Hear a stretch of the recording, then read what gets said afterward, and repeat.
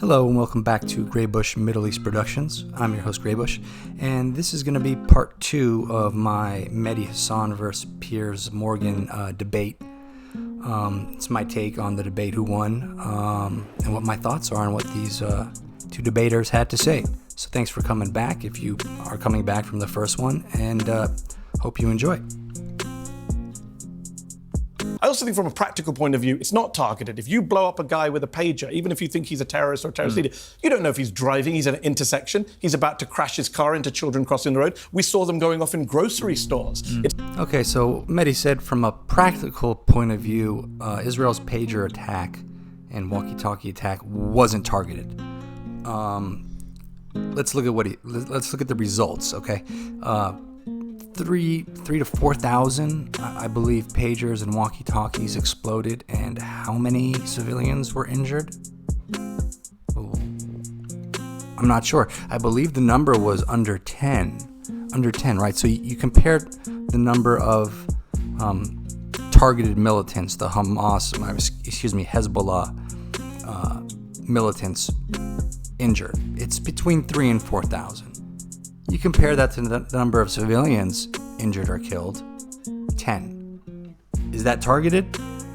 I think the answer is pretty obvious. This is another very, very weak argument by Mehdi that the attack wasn't targeted. But let's see what else Mehdi has to say.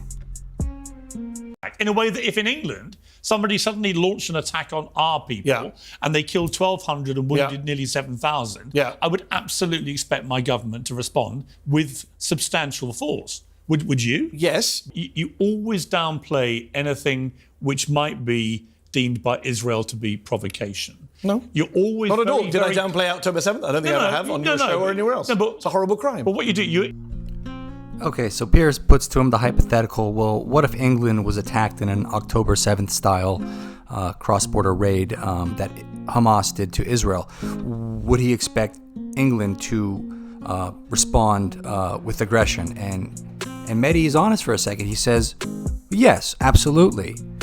So Piers comes back and says, but you seem to always downplay what Israel refers to as Hamas provocation, don't you? And Mehdi is a little bit insincere. He says, no, have I ever downplayed October 7th? Answer to that question, absolutely. Mehdi downplays October 7th as part of his normal shtick. He justifies it. He says that Hamas was it was a valid response to the apartheid state and the attacks by Israel onto the people of Gaza. And he said it was justified and valid. So for him to say now that he doesn't downplay October 7th, that's just insincere. It's not true. We know that Mehdi does not believe Israel has the right to defend himself. And he will say that later in this debate. He will say, you can never be fair with an occupier. Never. And so if you can never be fair with Israel, then anything is justified. So Mehdi he's just not a straight shooter. He's not being honest. He's being deceptive. He's being disingenuous. I think that's pretty much obvious at this point. Let's see what else he has to say. Expect Palestinians to fight back? Of course you do. Everyone who's sane, who looks at this conflict from American presidents downwards would say the root cause of the violence has to be ending the conflict. I agree. 82%. So then, talking about tit for tat responses, but I also think if you go back to the Okay, so this is what I kind of mean when I say that Mehdi doesn't always make a whole bunch of sense. Did you guys just hear what Mehdi said? Did you really listen to it? Because apparently Piers Morgan didn't listen to it because he nodded in agreement. But if you actually listen to what Mehdi said, it's frontier gibberish. It makes not even a lick of sense. 82%. Like he said, this is paraphrasing, anybody reasonably looks at this conflict from presidents on down, they'll all say that the root of the conflict, the root of the violence is ending the conflict. 82%. Okay? The root of the violence is ending the conflict. What does that mean? What does that mean to you? 82%. What do you think that could possibly mean? I have no idea. This is what Mehdi does. He speaks very fast. He jumps around from subject to subject, topic to topic, argument to argument. He changes them. He keeps you off balance. He keeps Piers off balance. He keeps whoever he's debating against off balance because the goalposts are constantly moving. And he says things that, let's be honest, they make no sense. The 82%. root of the conflict is ending the violence? Give me a break. This isn't a genius debater. This is clearly not a master debater, if you know what I mean. He might be another type of debater, but not a master debater. Anyways, let's see what else he has to say. So if you're going to talk about styles, you're focusing on the wrong thing. Okay. I'm going to focus on 500 people dead. 82%. Okay, let me give you a little bit of context for this this part of the debate. Piers and Mehdi were debating their respective debating styles, and saying your debate style isn't good, your debate style isn't good, and Mehdi's response, because Piers says, well, Mehdi, you always say Israel's the bad guy. That's the end of the story. And, 82%. Mehdi says, back to Piers, Piers, your debate style is no good because you've always focused on the wrong thing.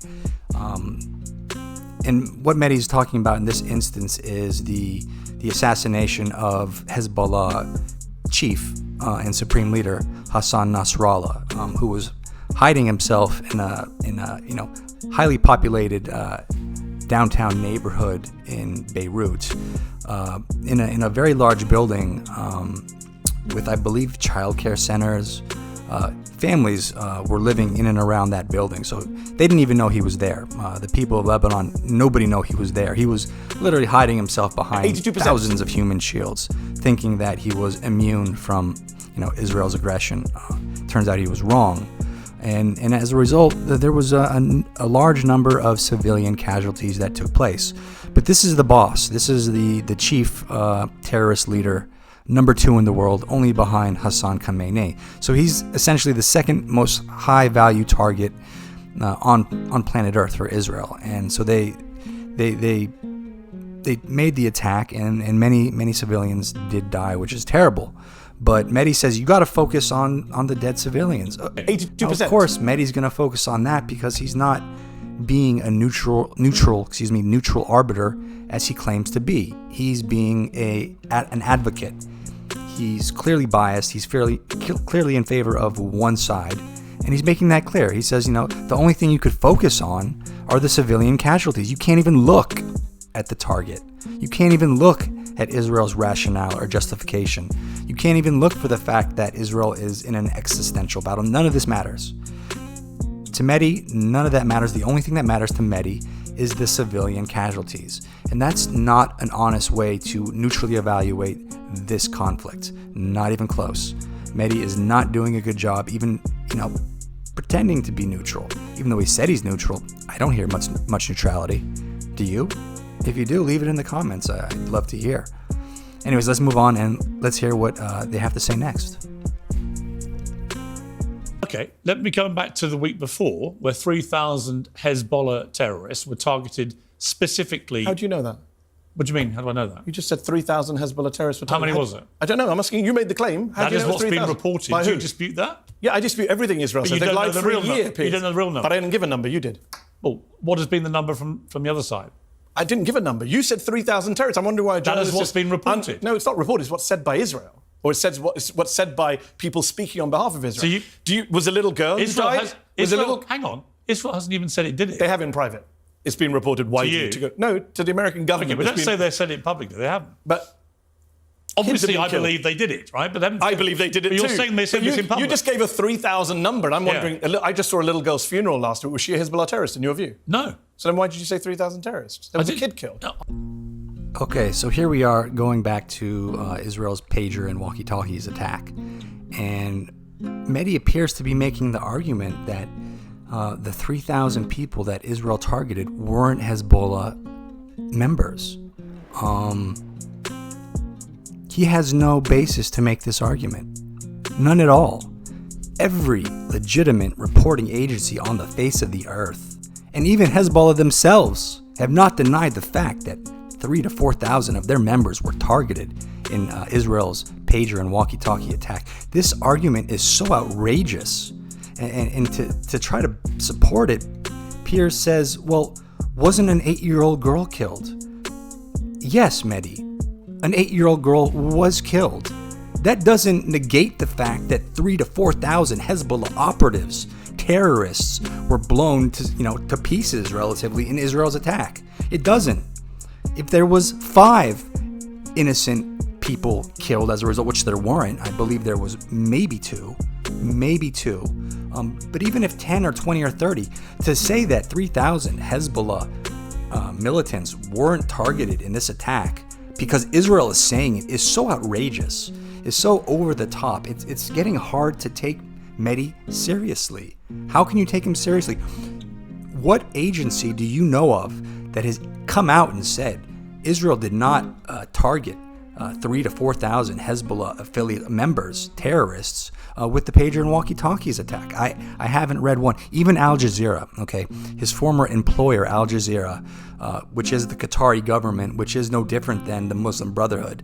If you don't know who the Muslim Brotherhood is, they were, an organization organized on, killing as many Jews as possible. They originated in Egypt, but Egypt hated them so much because they messed up the peace agreement between Egypt and Israel that Egypt literally went to war with them and kicked them out of the whole country, kicked them out. So they had nowhere to go. Nobody would take in the Muslim Brotherhood, but Qatar did. Qatar said, welcome, come on in, and you could set up shop in our government. So the Qatari government essentially is lockstep with the Muslim Brotherhood. And even Al Jazeera has not put in writing or reported anywhere that 3,000 to 4,000 Hezbollah militants were not targeted. They have not done that. So where is Mehdi getting this information from? Please, if you know where Mehdi's getting this information from, let me know in the comments. I'd love to learn something new today. Okay, let's move on and see what else these people have to say. I was about to say that in the process of targeting very specifically, in an extraordinarily whichever way in a terror attack. Well, that's what I'm going to come to. So they target 3,000 Hezbollah terrorists with their pagers, walkie-talkies, and so on. In the process, comparative to that number, a small number of civilians get killed, which is obviously deplorable. But my point to you is, if someone's been chucking rockets over for a year at you and your people, you've had to displace 60,000 people from the north of your country because of his relentless bombardment, and you eventually respond in such a precise, targeted fashion, okay, right? And in the process, some civilians are killed, which is never acceptable, can never be condoned, never be supported. But if it is right, as has been widely reported by all mainstream media, that 3,000 terrorists people associated with Hezbollah. Not everybody in Hezbollah is a terrorist. Okay. But okay. Like a driver, a nurse. Oh, you just said, I try and be fair. You can't be fair to an occupier. By the way, when we talk about Russia... Okay, so now we're getting to the crux of Mehdi's position here. The context of this is that Piers was saying, you're not really being fair, Mehdi. You're not looking at the other side. You're advocating for one party in this conflict, and that's not being neutral. And Mehdi comes out in a brief moment of honesty and says, you can't be fair with an occupier. Okay, this is a major point that I'm trying to make here, I guess. Mehdi doesn't believe that Israel has the right to exist. Mehdi doesn't believe that Israel has any right to even defend its own civilians. You can't be fair to an occupier. That's justifying every act of terrorism ever committed against a Jewish or Israeli person, because he's delegitimizing their entire existence.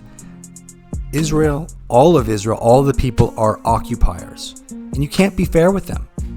You can do whatever you want. You can kill babies. You can kill women. You could rape children. You could blow up childcare centers. You could blow up hospitals. You can blow up whoever you want, because you can't be fair with Israel. That's what Mehdi, his whole point is. You can't be fair with Israel, okay? And, take it for what it is. You want to think that Mehdi's a neutral arbiter, that he's a fair dude just looking at the facts? No, you're wrong. You're not right.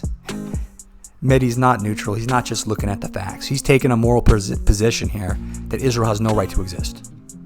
And if you've taken that position that Israel has no right to exist, well, if you tell that to Israel and Israel believes you, why is Israel going to come to any negotiating table with you, Mehdi Hasan, when your position that won't change is that Israel has no right to exist, why would they ever come to a negotiating table with you, or with Hamas, or with Hezbollah, or with Iran, or with Houthis, or with any of these radical Islamists who clearly believe that Israel has no right to exist? Are they going to be a good faith negotiating partner? Are they going to stick to a peace agreement when they think Israel has no right to exist? The answer, folks, is obvious. They won't. Their raison d'etre, that's a fancy way of saying the reason for them to exist in French. Their raison d'etre is to wipe out Israel and kill all the Jews in Israel. That's the reason these organizations exist. This is the reason why Iran created Hamas and Hezbollah and Houthis and all the Shia militias throughout Iraq and Syria. It's not to help the Palestinians.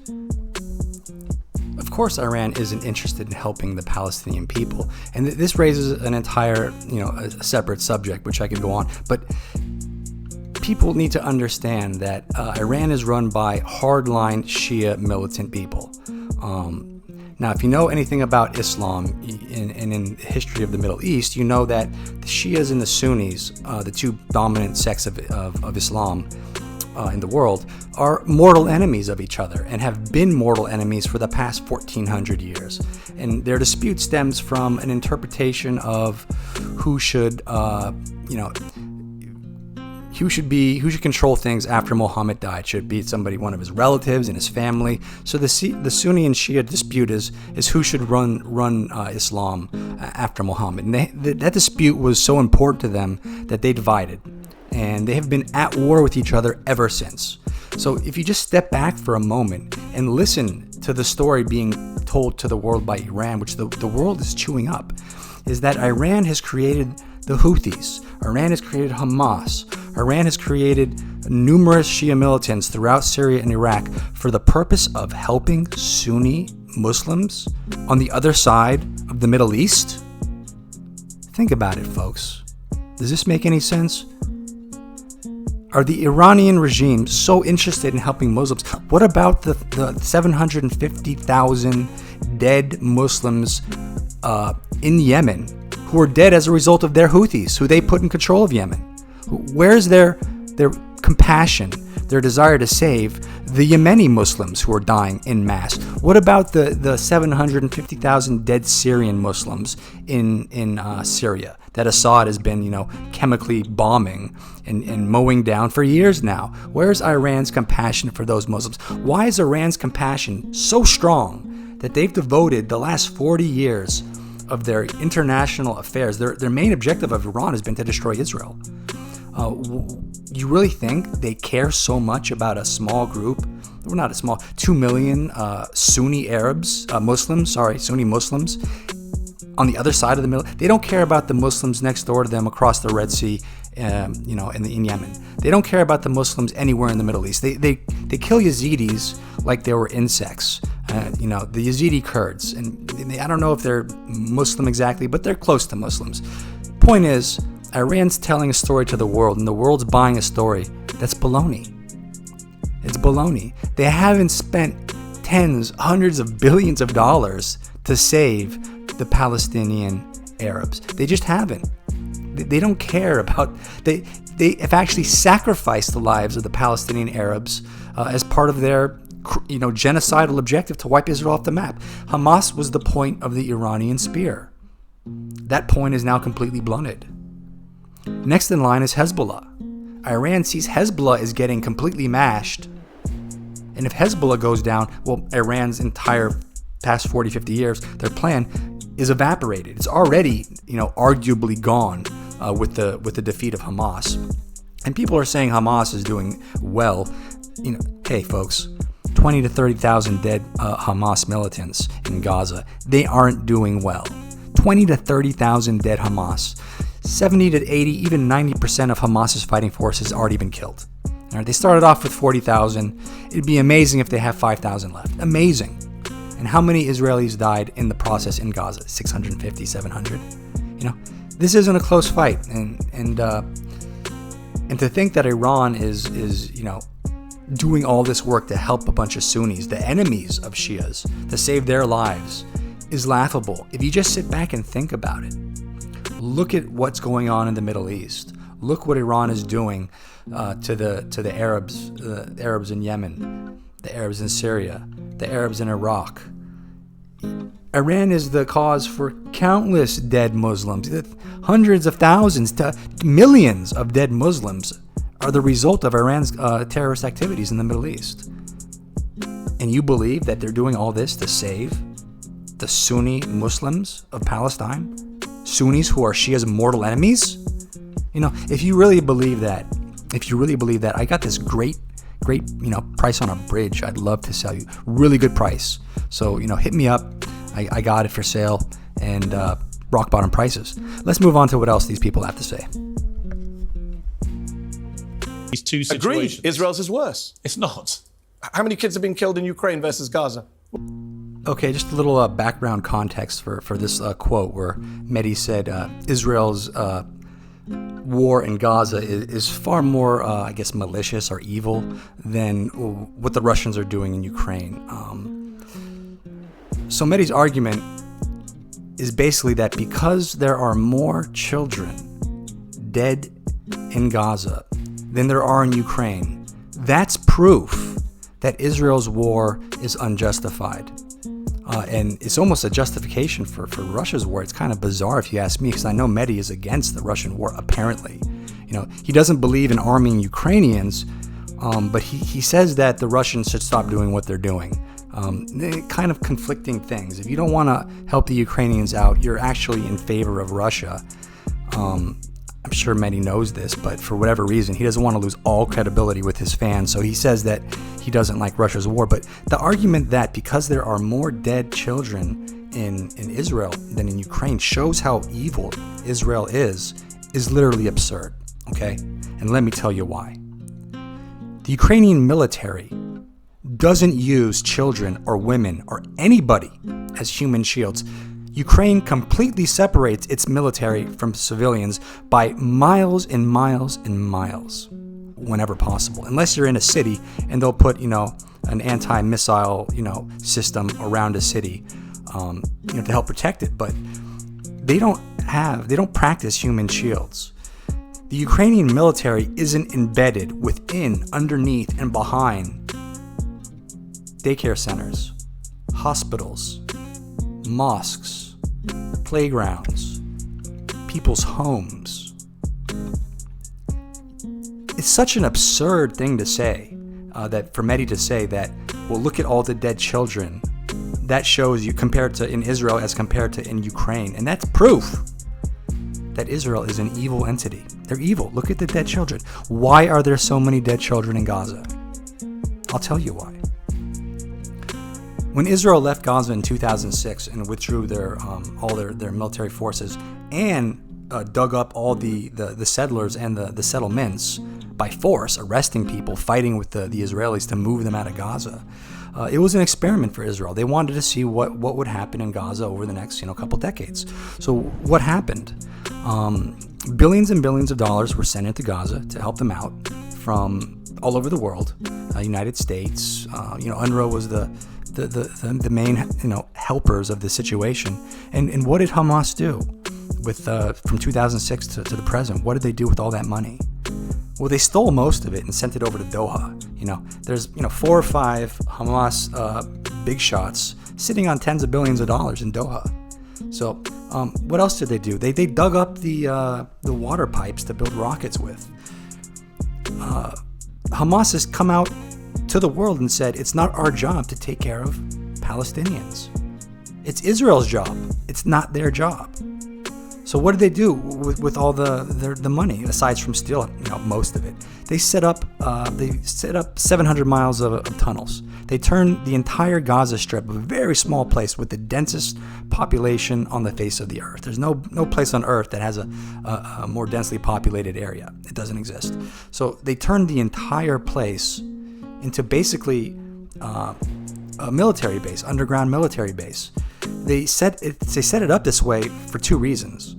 One, to hide themselves from Israeli missiles and jet planes that drop bombs on their heads, but also to set up a battlefield whereby the civilian death toll is maximized. Because let's face it, That's Hamas's most effective weapon against Israel is the picture of a dead child. And that's a really disgusting thing to say, but that's the truth. Hamas's machine guns and their rocket launchers and their missiles could only do so much damage to Israel, very minimum at best. But if they take enough pictures of dead babies in hospitals and dead women, they could really hurt Israel, and that was their plan from the get-go. And in that plan, they have completely defeated Israel. They've completely defeated Israel in accomplishing that military objective to maximize civilian death, to maximize the death of its own civilians. And they don't hide it. Sinwar came out a couple weeks ago and said, yeah, the more civilian deaths, the better for Hamas. Now imagine if Israel were to say that, or United, or any other nation in the world were to come out and say, the more civilian deaths for us, the better. It would cause an uproar. But because we're talking about Hamas, a terrorist organization, nobody has so much as even flinched that they would say something so incredibly evil, so vile, so despicable, that it just makes your toes curl. The more civilian deaths, the better for Hamas. Think about it. Think about it. Let's see what else these people have to say. Moving on. I think Israel is much more complicated. That's complicated, as my friend Ta-Nehisi Coates pointed out the other way, is just a good way of avoiding attributing moral responsibility. It's complicated. No, it's not complicated, actually. Okay, so what is Mehdi saying about the conflict between Israel and Hamas and Hezbollah and Iran and the Houthis and the entire situation in the Middle East? It's not complicated. Are you kidding me? This situation is so incredibly complicated. People write books upon books upon books about what's going on, how this whole thing started, why it's happening, why it can't be solved. If this was so very simple, Mehdi and Piers wouldn't be debating the issue on the internet, and there wouldn't be billions of views and tens of billions, hundreds of billions of comments. That's such an absurd statement to make, that this is a simple situation. And that anybody says it's complex is trying to obfuscate, is trying to hide, is being deceptive, is trying to bend the truth. People, this is a very complex situation. Very complex. And for Mehdi to say otherwise is just evidence that he's not being honest with his viewers. He wants to make it appear simple. Because, when things are simple, they're easier to accept.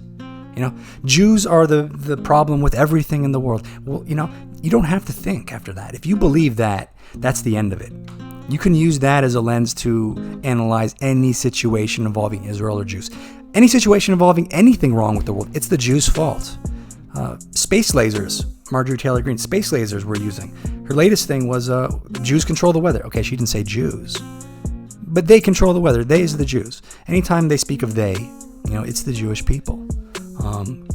For example, Stalin, he had the anti-cosmopolitan campaign. Who were the cosmopolitans in Stalin's anti-cosmopolitan campaign? They were Jews. The other. Anyways, the argument's weak. This is complex. You wouldn't be listening to my, the nobody who I am. You wouldn't be listening if this was complex. And you wouldn't be listening to Piers and all the thousands of other, big mouths talking about the situation if it was so very simple. It's not. Would you say that is... Let's move on. Some people have claimed it's unlawful. Yep. You've said it's a terror attack. You think it was illegal. Yep. But I would say that's not. I would say that if you look at that in totality, they are responding to rocket attacks all year, and they are being extremely precise. Unlike what they've been doing in Gaza, where I do not accept that Israel has been doing this precision targeting they keep talking about, and I've held them to account for that. I do think in this particular occasion, they were extremely precise, and it was a brilliant piece of warfare, right, if you want to call it that. Notwithstanding, I don't like any war, nor do you. But my point is, surely that is justified. There's some parts of this you have to say Israel's entitled to defend itself. So Actually, Lebanon is the one that needs to defend itself. As we say, 500 people killed on a day. Look, But you are right. You have held. I've watched your interviews with Israeli spokespersons. You have held them to account on their nonsense about casualty numbers. But let me just say 3 very brief things on that. Number one, you said just a moment ago when they eventually respond. You use that phrase eventually. That's just factually inaccurate. We already discussed. No, you talked about 82% of the attacks. Yeah. They have been bombing Lebanon for a year. Now you can say who started it, whatever. I'm not talking about. But they've been attacking Lebanon. But this is a significant escalation. Yes, but 5 days after October the 7th, or 6 days after, they killed a Reuters video journalist in southern Lebanon, a man called Issam Abdullah, killed, according to Reporters Without Borders, targeted by Israel. According to the UN, a war crime, right? So they have been killing people in Lebanon who have nothing to do with Hezbollah for a year now. So let's not say eventually. Number two, I would say, yes, it's an act of terror. And that's just not my view. You know Leon Panetta, former Obama defense secretary, former head of the CIA. When the former head of the CIA comes out and says Israel is committing an act of terror, I think we should take that seriously. But it's not just him. A group of UN special rapporteurs on human rights and extrajudicial killings put out a statement. But many other people have said it was not an act of course, and that's the problem with international law. People can argue it all ways. You know that you and I are not lawyers, but... Okay, so here we're going back to Israel's pager attacks on Hezbollah. And Mehdi's position is that it is a terrorist attack, war crimes. And he points out Leon Panetta, who came out a little while ago, and he said it was a war crime. But then Piers comes back and says, well, there's been a lot of other people who said it's not war crimes. It's perfectly lawful use of force during war.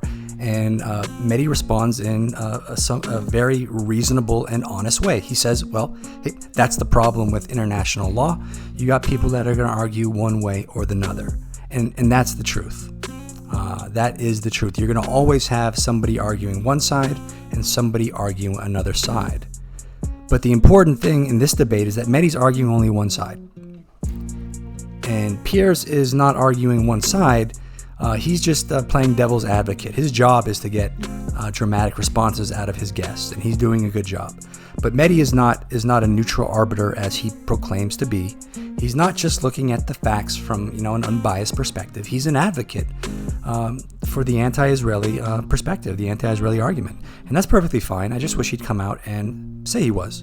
Then everybody would understand who's making the arguments and why.